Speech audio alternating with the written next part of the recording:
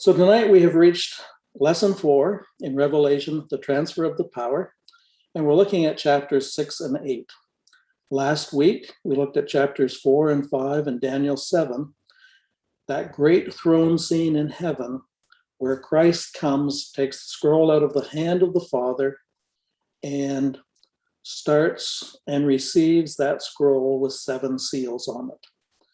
And that was the start of the transfer of the power from God to Christ and from the kingdom of this world to the kingdom of Christ himself.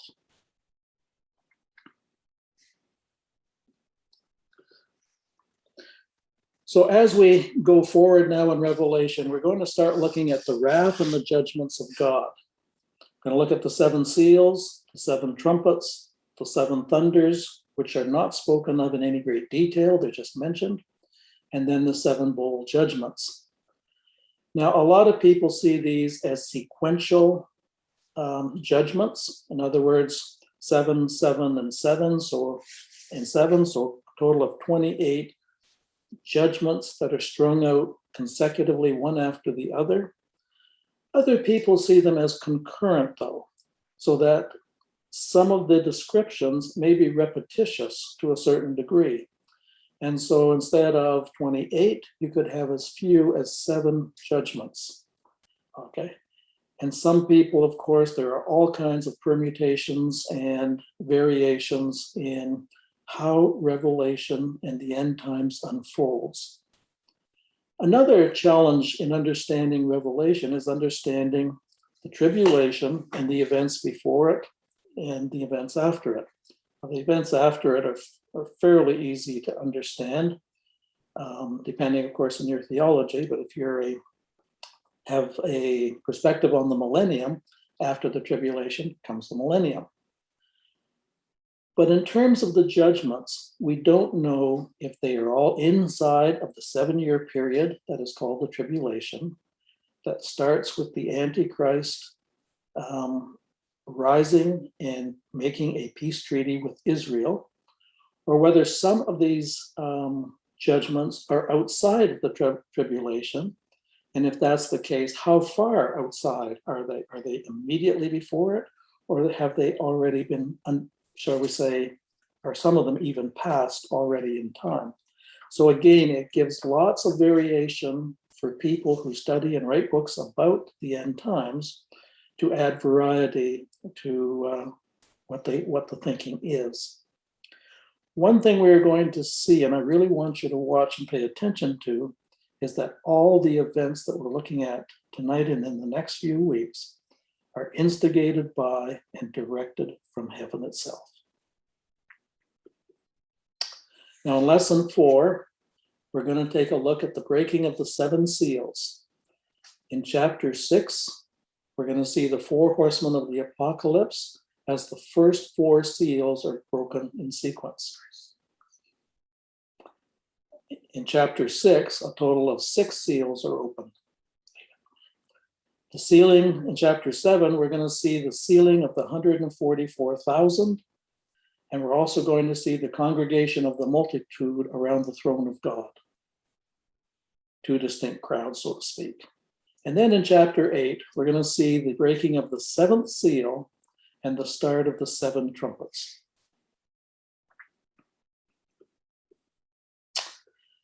So, picking up from last week, it's very important to understand a couple of points.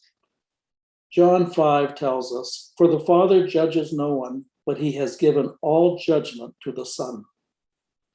So it's important for Christ to be front and center in God's kingdom, to start this transfer of the power, because he is also going to start the judgments that he has been entrusted with.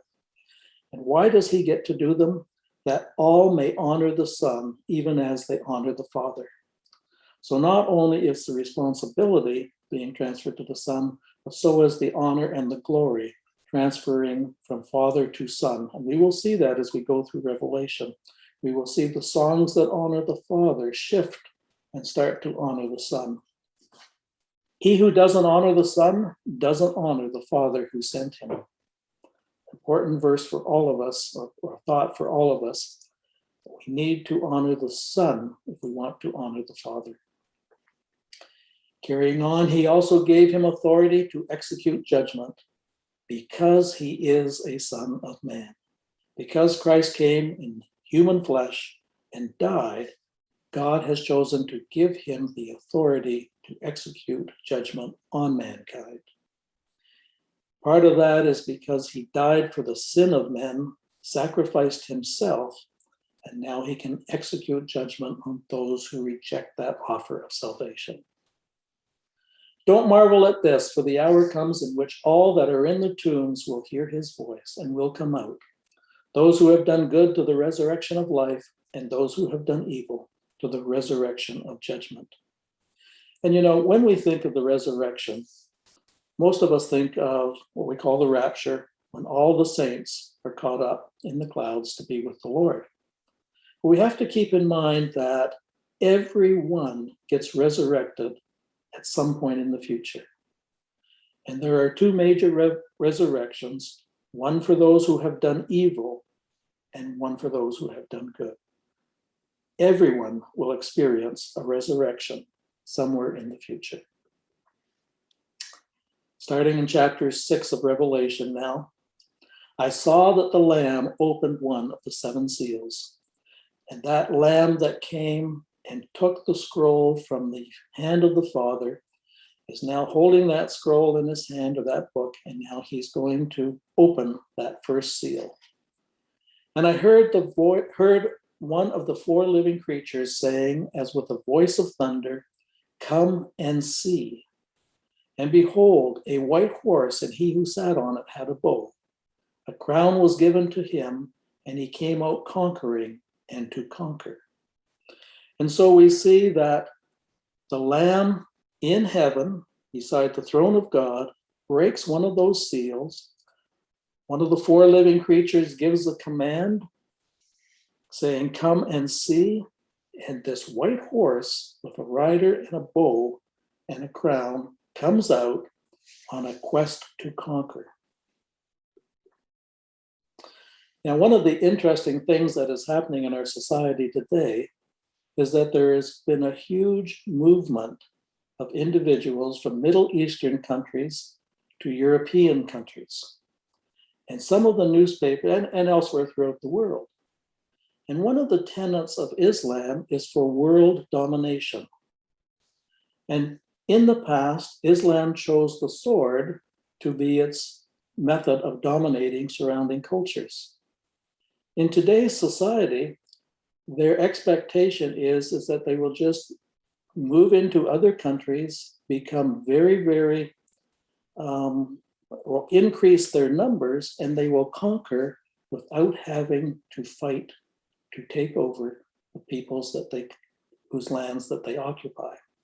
And so they just expect to outbreed the other nationalities and eventually take over politically and geographically. And so is that part of the conquering, or is some other military event going to occur on a great magnitude? This would be a slow and gradual one. It's a possibility. And when he opened the second seal, I heard the second living creature saying, "Come." Another came out, a red horse. To him who sat on it was given power to take peace from the earth, and that they should kill one another.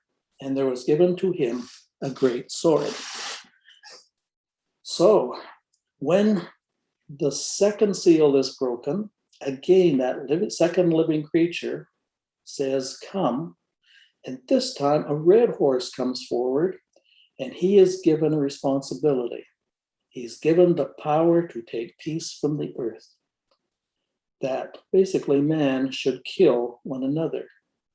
And he's given a great sword. Interesting.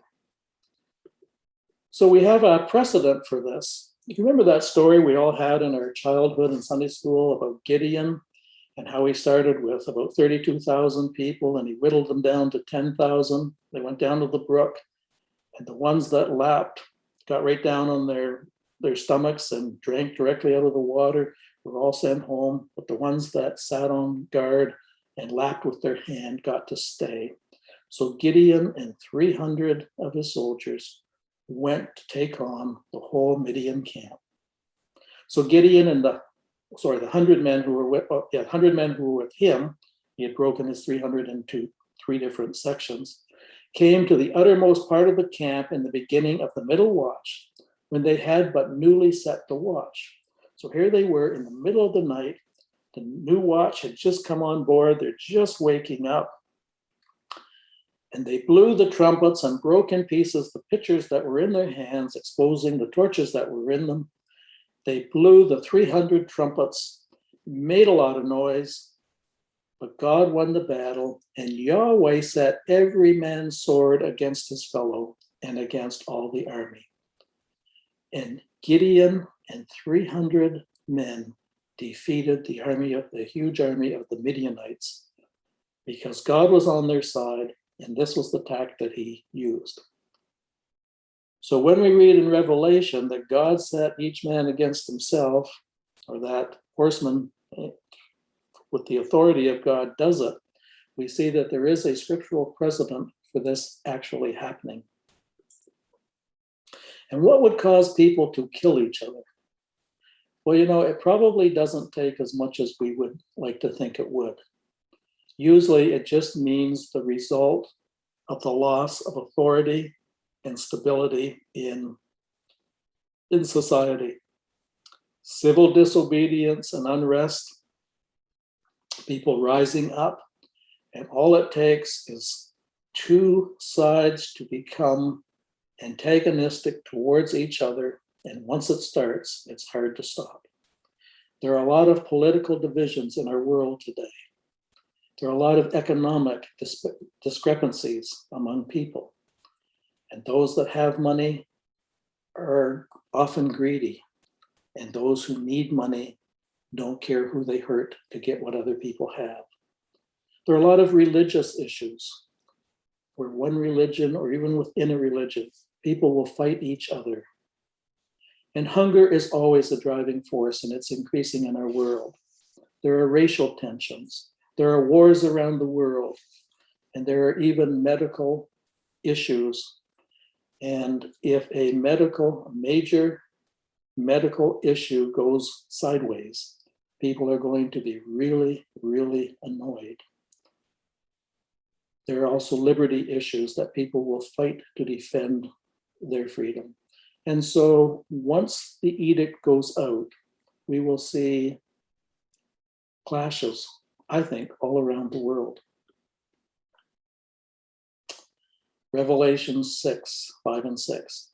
When he opened the 3rd seal, I heard the 3rd living creature saying, "Come and see."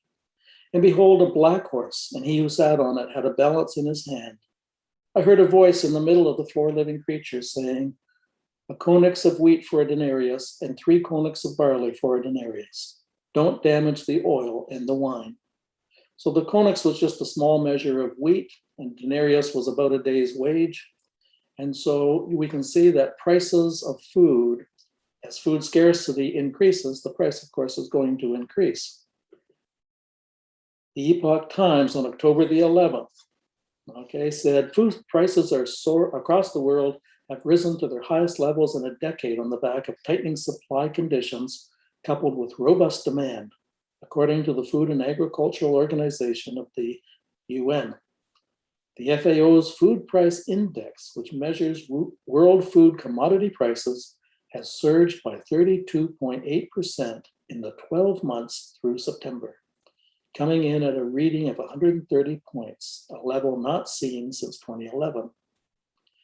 Okay. If the calamities we just read about start occurring, the food supply is going to be limited. Already in Afghanistan, with the events that have taken place there recently, food has become extremely scarce and people are paying extortion prices. And so when you go to the grocery store and see something like this, enjoy it today. It may not always be this lovely to look at and to buy from. And when he opened the fourth seal, I heard the fourth living creature saying, "Come and see." And behold, a pale horse, and he who sat on it, his name was Death. Hades followed with him, authority over 1/4 of the earth to kill with the sword, with famine, with death. And death here is understood as plague and pestilence. And by the wild animals of the earth was given to him. So with this fourth creature being sent from the throne of God to earth, his name is Death. Hades is with him, and he has authority over 1/4 of the earth to kill with the sword, with famine, with plagues, and with the wild animals of the earth. Now, this part of the verse used to bother me. And then I sat down and started thinking about it. And I realized that we don't have enough wild animals to really do a lot of damage to a lot of people. But Ebola comes from monkeys. H1N1 comes from chickens and Canada geese. SARS comes from wild cats. Bubonic plague from fleas and rats. And on we go with BSE, Lyme disease, malaria, West Nile virus, COVID-19, even itself comes, so we're told, from bats. And scientists estimate that more than 6 out of every 10 infectious diseases in humans are spread from animals. So can the wild beasts of the earth hurt us? You bet they can. And here's a little, just to shake us up a little bit. This is Yersinia pestis, a bacterial disease, and you'll know it as bubonic plague, but it's also called septicemic or pneumonic plague. And you can see that its prevalence is not hugely prevalent, but there's a population of it in the United States, and it wouldn't take much for this disease to get out of control, to get established, and help fulfill the prophecies that we've been reading about. And when he opened the 5th seal, I saw under the altar the souls of those who had been killed for the word of God and for the testimony of the Lamb which they had. They cried with a loud voice, saying, "How long, Master, and holy and true, until you judge and avenge our blood on those who dwell on the earth?" And so we see this 5th seal being opened, and under the altar of God, there are the souls of those who have died for the testimony of the Lamb. Again, we don't know what time period they come from. But Psalm 94 has an interesting take on it. So this was written over 3,000 years ago. Yahweh, you God to whom vengeance belongs, you God to whom vengeance belongs. Remember, this is a poem, so that's the repetition or song. Shine out, make your presence known. Rise up, you judge of the earth. Pay back the proud what they deserve. Yahweh, how long will the wicked triumph? So hear that same song, how long, Lord, how long until you judge the earth, was being sung literally thousands of years ago.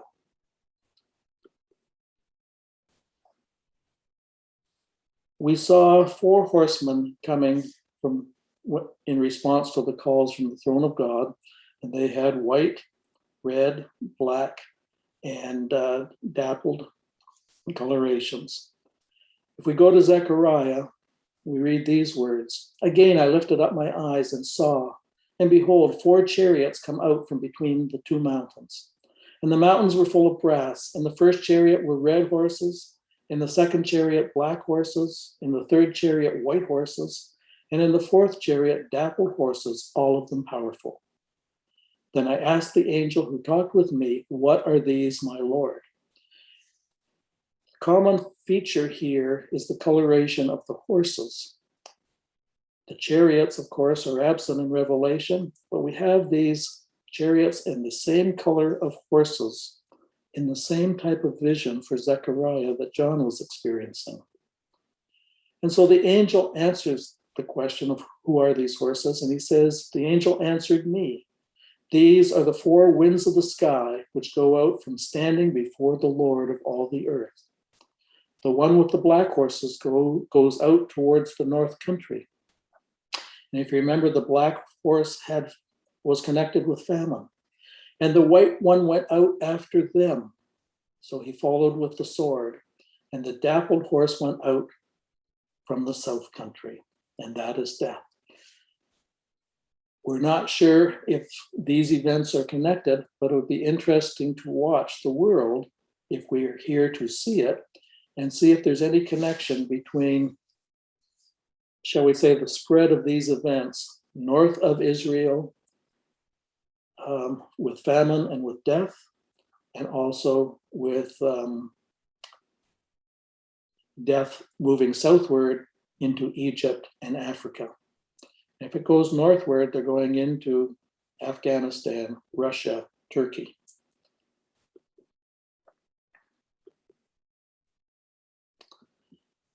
Revelation 6:11. A long white robe was given to each of them, that's the souls under the altar, and that they were told that they should rest for a little while until their fellow servants and their brothers, who would also be killed even as they were, should complete their course. Now, this is interesting, and it's sometimes difficult for us to realize this, but our fellow servants and brothers today, some of them are being killed. As the Taliban came into Afghanistan, Christians were slaughtered. Christians have been slaughtered in many countries in the Middle East and Africa, around the world, just because they would not bow their knee and deny their Lord. And God here is saying to the souls under the altar, you be patient because more are coming.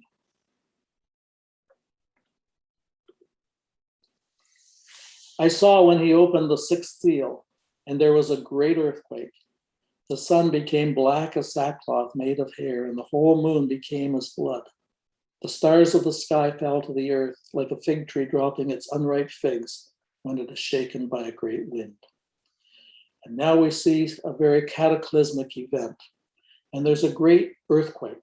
And there's a whole pile of things that can cause an earthquake-like event, shall we say. One of them is simply a volcano. Quite often, earthquakes are associated with volcanic ruptures. If they occur under the ocean, they cause, of course, tsunamis. If they occur on land, they can literally blow a mountain apart. One of the things often that spews out of volcanoes is heavy smoke that would blacken the sky and change the color of many things that we're looking at, even blotting out some of them. Revelation isn't the only one that says that. Joel says, it will happen afterward that I will pour out my spirit on all flesh, and your sons and your daughters will prophesy. Your old men will dream dreams, your young men will see visions, and also on the servants and on the handmaids in those days I will pour out my spirit.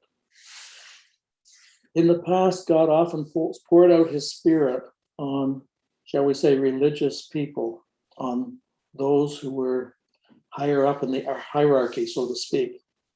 But in the days coming, he's going to pour it out on everybody, even down to the servants and the handmaids, who would have been regarded as the lowest in their society at the time, certainly some of the lowest. And then he goes on and says, I will show wonders in the heavens and in the earth, blood, fire, and pillars of smoke. The sun will be turned into darkness and the moon into blood before the great and terrible day of Yahweh comes. And as that, one of the things that surprised me with the fires that were in British Columbia this year, the fields in Western Canada, the sun was blotted out enough that it caused major crop failure. And its smoke there wasn't nearly as bad as what's being described here. So with this event goes further consequences like famine and other things. And Joel describes this as the great and terrible day of Yahweh coming.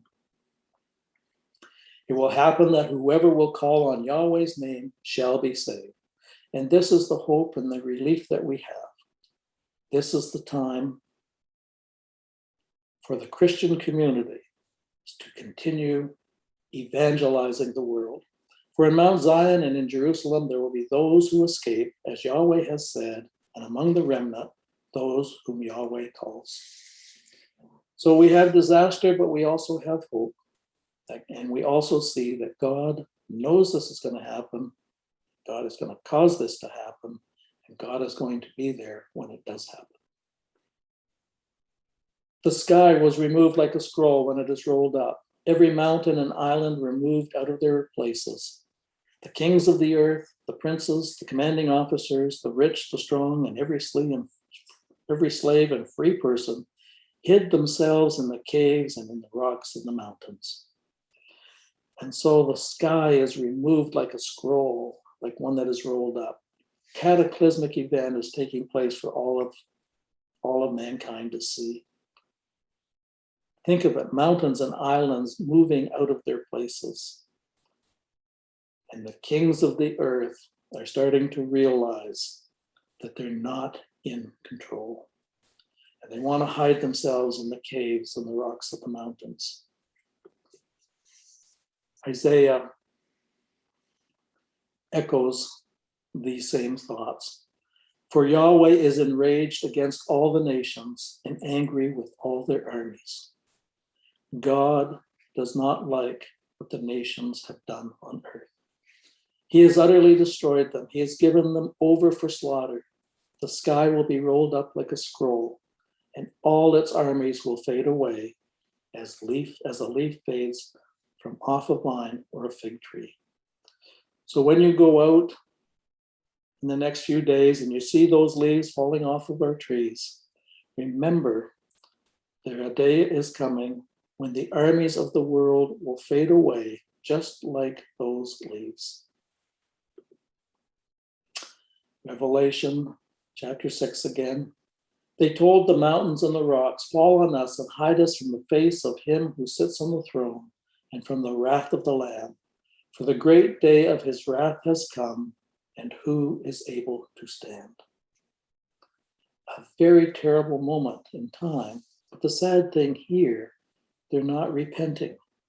They're running from and hiding from God, even as his wrath is poured out, when they could do otherwise. Found a couple of interesting verses in Luke that seem to fit in. And this is just as Christ was about to be crucified. He was in the garden. As the soldiers led him away, they seized Simon from Cyrene, who was on his way in from the country. Well, this is beyond that. And put the cross on him and made him carry it behind Jesus. So remember here, Christ is carrying the cross, and it's a struggle. He's been beaten, he's been abused, he's been kept all night. A large number of people followed him, including women, who mourned and wailed for him. So all these ladies are going along with him, and they're crying and wailing. And what does Christ say? Jesus turned and said to them, daughters of Jerusalem, do not weep for me. Here he is on the way to the cross, and he's telling them, don't weep for him. Weep for yourselves and for your children. For the time will come when you will say, blessed are the childless women and the wombs that never bore and the breasts that never nursed. Then they will say to the mountains, fall on us, and to the hills, cover us. For if people do these things when the tree is green, what will happen when it is dry? And so here Christ, on the way to the cross, picks up on the sentiments that come from the other books that we see again in Revelation, where people are pleading for the mountains to fall on them and to cover them.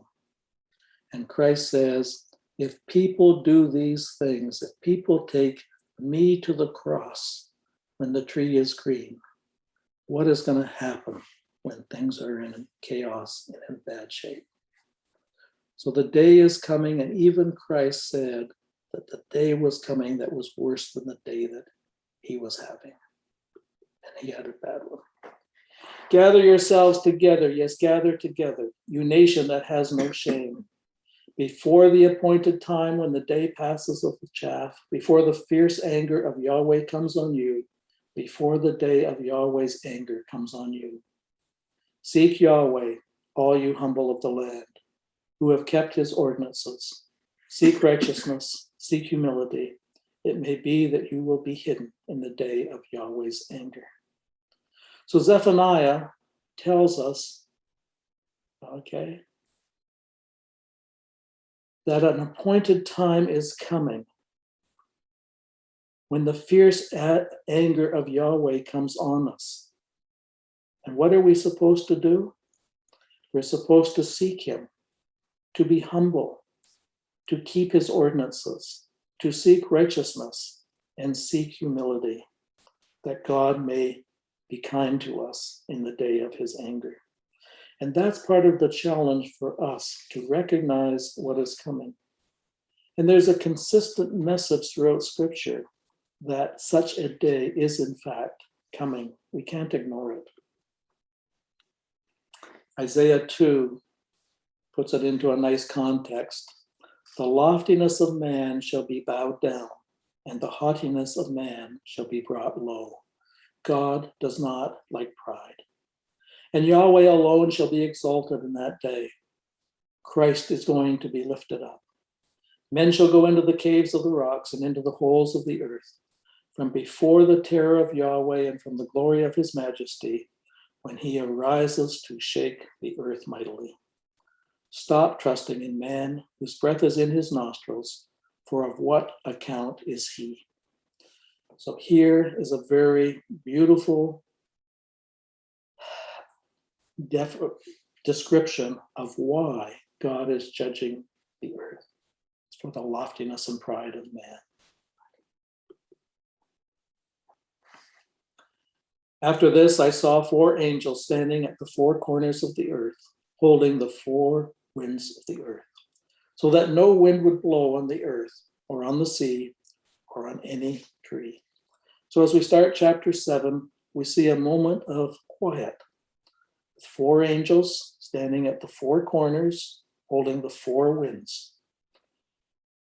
There's no breath of air moving on the face of the earth.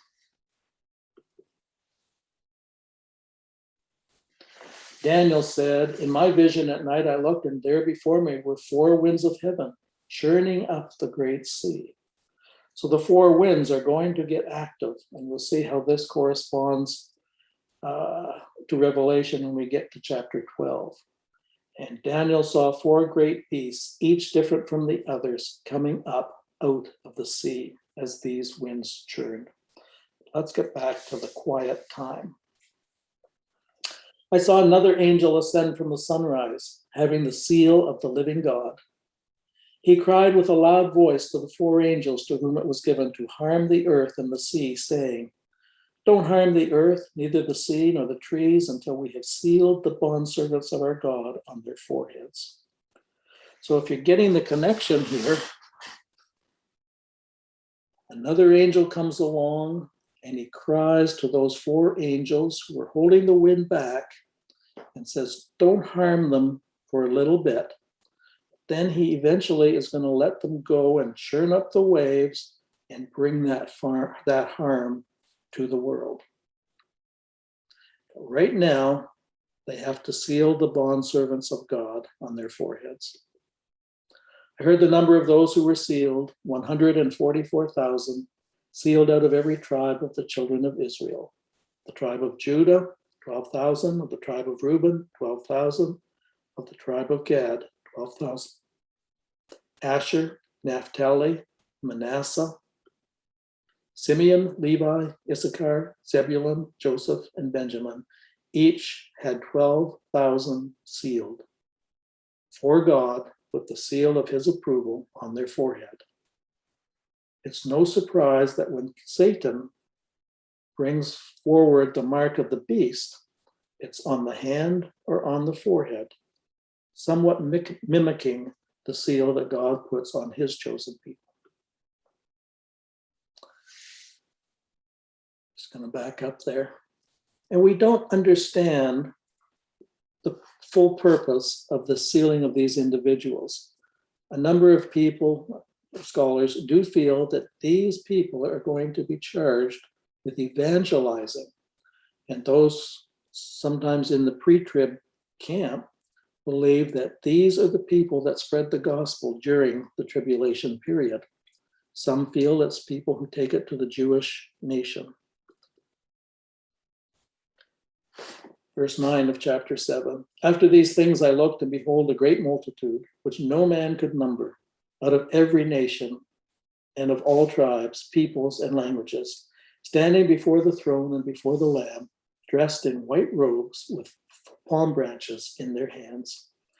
And this is marvelous, because all these things on the one hand sound very terrible, and yet, on the other hand, here is a whole multitude, an innumerable multitude, and they have come from every nation and tribes and peoples and languages, standing before the throne and before the Lamb.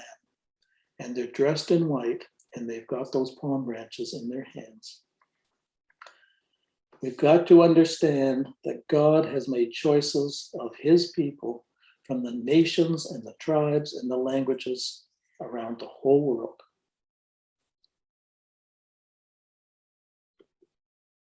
They cried with a loud voice, saying, "Salvation be to our God who sits on the throne and to the Lamb." So here the multitudes, this multinational crowd, with one voice in unison is saying, "Salvation be to our God who sits on the throne and to the Lamb." Let's just back up for a minute. I want you to look at that crowd. There are millions and millions of people in it. I want to just ask you, can you find your face? Something to think of. All the angels were standing around the throne, the elders and the four living creatures. We saw those in chapter 4 and 5.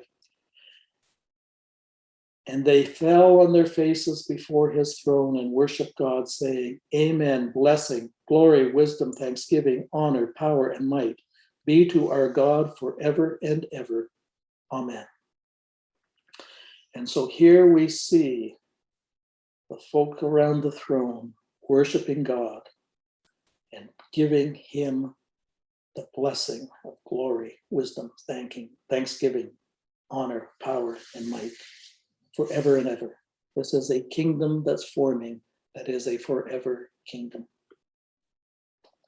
And one of the elders answered, saying to me, "These who are arrayed in white robes, who are they, and where did they come from?" I told him, "My Lord, you know." He said to me, "These are those who came out of the great tribulation. They washed their robes and made them white in the Lamb's blood. These are the martyrs. These are the people who have passed on, having done good service during the great tribulation. And even them are numbered in the millions. Therefore, they are before the throne of God. They serve him day and night in his temple. He who sits on the throne will spread his tabernacle over them. They will never be hungry, neither thirsty anymore. Neither will the sun beat on them, nor any heat. And yes, they've been through trauma. Yes, they've been through difficulty. But now they are in a supreme position where God is their God, and he has spread his tabernacle over them. He is looking after them completely. For the Lamb who is in the middle of the throne shepherds them and leads them to springs of waters of life. And God will wipe away every tear from their eyes. So that Lamb that we saw come and take the book out of the hand of God the Father, in this scene is the shepherd of those throngs that have come out of the great tribulation. And when he opened the seventh seal, there was silence in heaven for about half an hour.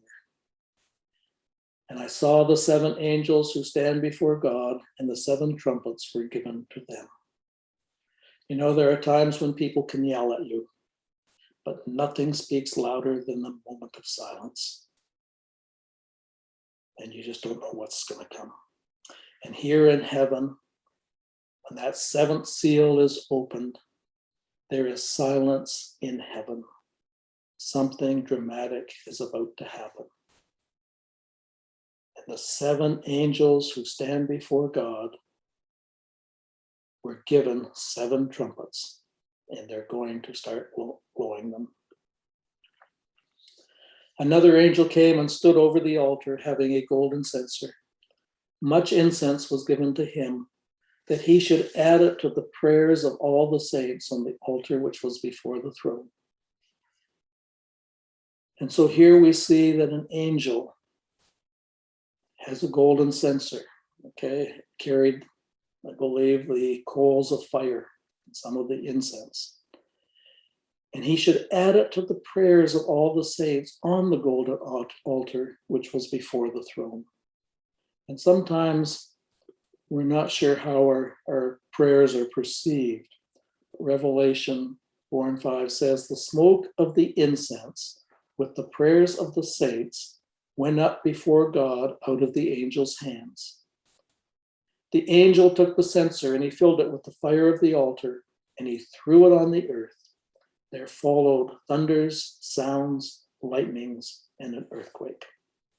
So the smoke of the incense and our prayers are going up to God. Psalm 141 says, Yahweh, I have called on you. Come to me quickly.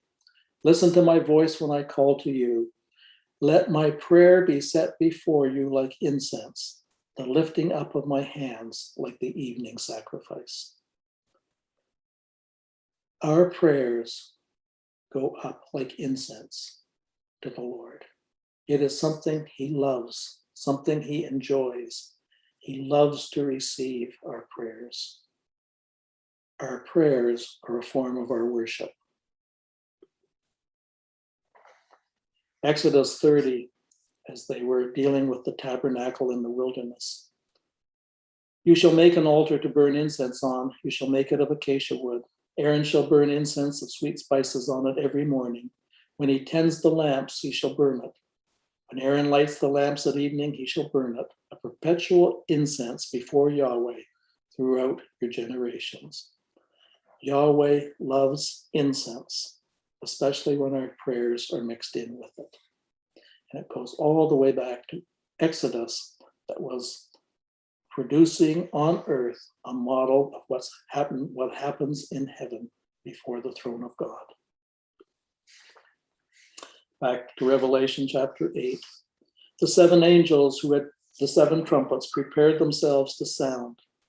The first sounded, and there followed hail and fire mixed with blood, and they were thrown to the earth. 1/3 of the earth was burnt up, and 1/3 of the trees were burnt up, and all green grass was burnt up. Those of you who are grass fanatics, just know the burning is coming. 1/3 of the earth is affected by the blowing of the seventh trumpet. And again, there is hail, there is fire, there is something red mixed with blood. And all these things are thrown to the earth. Malachi tells us, for behold, the day comes, it burns as a furnace, and all the proud and all who work wickedness will be stubble. And that day comes, the day that comes will burn them up, says Yahweh of armies, that it shall leave them neither root nor branch. But to you who fear my name shall the Son of Righteousness arise with healing in its wings. You will go out and leap like calves of the stall. You shall tread down the wicked, for they will be ashes under the soles of your feet in the day that I make, says Yahweh of armies. So yes, on the one hand, there is this terrible disaster for the world. But on the other hand, those who fear the name of God, the Son of Righteousness arises with healing in its wings. And we will go out and leap like calves in the stall. On one hand, there is disaster. And on the one hand, there are tremendous promises that God makes us. The second angel sounded, and something like a great burning mountain was thrown into the sea. 1/3 of the sea became blood, and 1/3 of the living creatures which were in the sea died, and 1/3 of the ships were destroyed.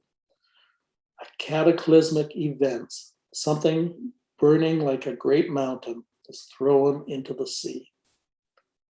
And it has tremendous effect on the wildlife there, sea creatures, and even on the ships. And certainly if a volcano ruptures, the whole mountain literally, theoretically, could be tossed into the sea. And science does tell us to expect some super volcanoes and eruptions in the future. But another possibility too is that an asteroid might hit the Earth, and that burning thing that is seen is an asteroid coming in blazing. If you want to see how many near misses we have had with asteroids recently, you can go on the web and get surprised. It's amazing how often rocks pass, a sizable rock that can do significant damage will pass close to the Earth, and a couple of them have even come within the space from the Earth to the moon. The third angel sounded, and a great star fell from the sky, burning like a torch, and it fell on 1/3 of the rivers and on the springs of waters. The name of the star is called wormwood. 1/3 of the waters became wormwood, because many people died from the waters because they were made bitter. Now you got to remember, this was written by John, who was seeing visions of what's taking place in the future. And his knowledge of what we know is very limited. So he sees this device and describes it as burning like a torch. And so here we have a torch that's burning, and that would be, John would be familiar with torches like that, and it can go either way. And our model today could be something like this that would cause John to think that was a torch. Whether it's going up or coming down, John might see one of these devices. And can they cause damage? You bet they can. And so did John see an intercontinental ballistic missile being cast towards the Earth? It's hard to say, but it's something that we can envision in our day and age as being potentially a fulfillment of a prophecy like that burning torch.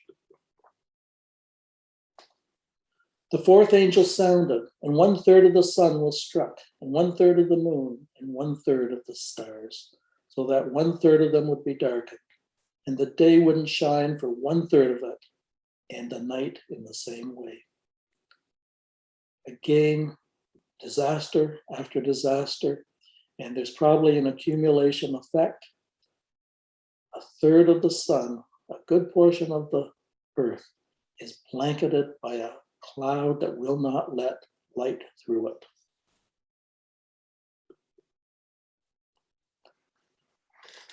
John says, I saw, and I heard an eagle flying in mid-heaven, saying with a loud voice, woe, woe, woe for those who dwell on the earth, because of the other voices of the trumpets, the 3 angels who are yet to sound. And so John comes to this point, and he sees that angel, or that eagle flying in mid-heaven, telling the people of the earth to be prepared for additional disaster. And there's a picture of the 7 angels blowing their 7 trumpets.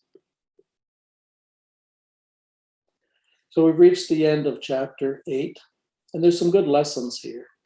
First of all, we need to realize is that the Bible speaks consistently of judgment for the earth at the end of time. Revelation is certainly the most detailed book, but we saw it in Isaiah, Zephaniah, it's in Daniel, it's in Ezekiel, and on it goes. It's not to be confused with climate change or natural disasters. We see the disasters that take place at the end of time coming from the very throne of God as the angels on their horses are sent out to deliberately bring judgment to the earth. Those judgments are directed from heaven. We also see that Christians will die during the tribulation period, and that these events must happen before Christ returns. So there's some homework before the next lesson. So between now and next Wednesday, read Revelation 9 to 11. And we're going to look at the conclusion of the 7 trumpets, those 3 woes that the eagle warned us about. We're going to look at the judgment of the 7 thunders. It'll be brief because they're mentioned, but they're not described. And we're going to look at 2 individuals who are called the 2 witnesses. And so they all have roles to play during the end time events.